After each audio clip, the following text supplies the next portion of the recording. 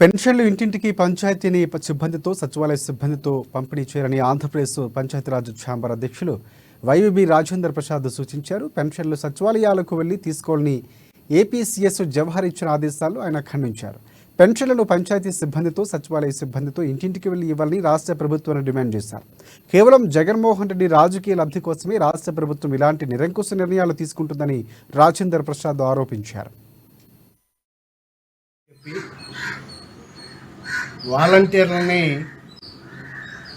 పింఛన్లు కానీ ఇతరతర లబ్ధిదారులు పంపిణీ చేయవద్దు.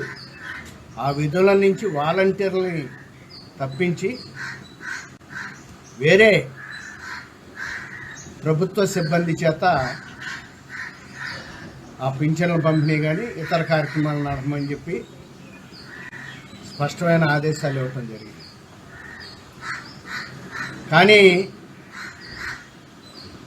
వైఎస్ఆర్ ప్రభుత్వం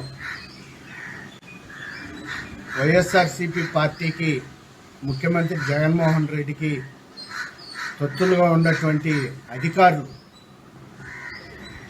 ఎలక్షన్ కమిషన్ యొక్క ఆదేశాలను వక్రీకరిస్తూ రాజకీయంగా